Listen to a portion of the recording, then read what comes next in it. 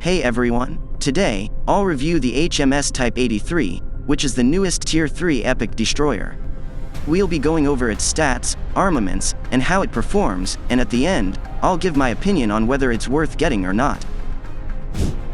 Here are the fully upgraded stats of the ship.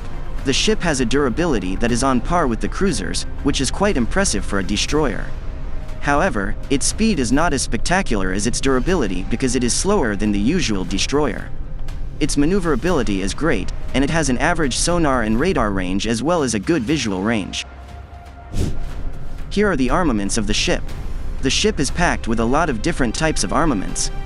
It is armed with 3 missiles, 1 cannon, 1 torpedo, 4 autocannons, 4 air defenses, 2 grenade launchers, and 1 helicopter. The locked autocannon of the ship, which is the Mark 38 Mod 3, has a maximum damage of 117, a maximum range of 2.6 kilometers, and a maximum reloading time of 3.85 seconds. When compared to the autocannon on the previous Battle Pass ship, this cannon is rather subpar. It's very weak as it deals very little damage, and on top of that, it has a much shorter range.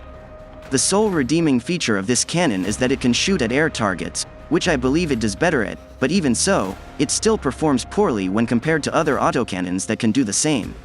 The locked air defense of the ship, which is the Aster 30 Block 0, has a maximum damage of 845, a maximum range of 3.9 kilometers, and a maximum reloading time of 2.59 seconds. This locked anti-air missile is superior to the ones aboard the JS Mogami since it delivers more damage, but it seems to cruise at a slower speed. Despite the ship carrying different types of weaponry, the firepower it can only offer is only slightly better than that of the USS DDGX, but it doesn't mean that it isn't good, as their firepower is significantly better than most Tier 3 destroyers in the game. It's also much more powerful compared to some cruisers in the game like the USS CGX and USS Vela Gulf, which is quite impressive. As for its anti-submarine capability, it exists and it's fairly good. You can inflict a decent amount of damage on submarines with it, but of course, you have to equip the ship with anti-submarine weapons that will tremendously help you in achieving that.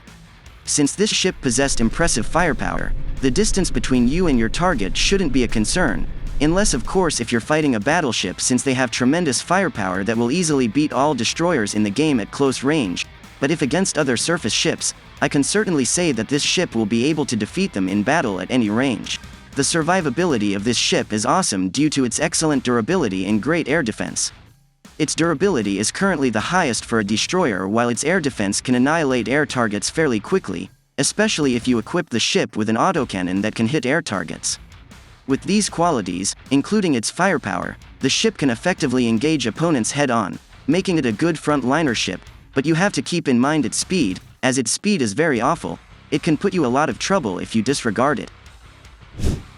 Here are the advantages and disadvantages of the ship. Overall, this ship is great and I certainly believe that it is worth getting. The ship is powerful to an extent that it's capable of fighting at any range, and on top of that, it also has an excellent air defense that will protect the ship from hostile aerial threats during its assault. The only problem you'll be dealing with on this ship is its poor speed, but I do think it won't be a major issue in combat as long as it's not used too aggressively. I really enjoyed using this ship and would strongly recommend getting it because it's a pretty well-balanced destroyer that's fairly simple to use.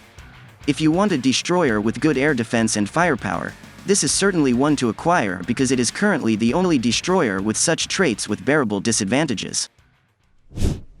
Now, I'll leave you guys a video of the gameplay of the ship for you guys to see how it performs in battle, and that'll be it for today's video.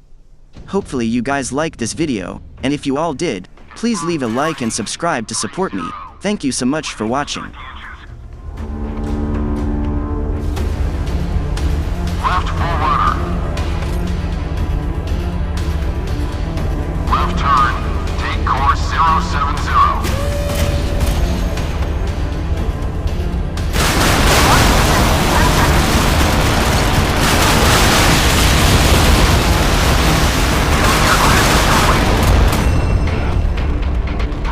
Enemy helicopter detected.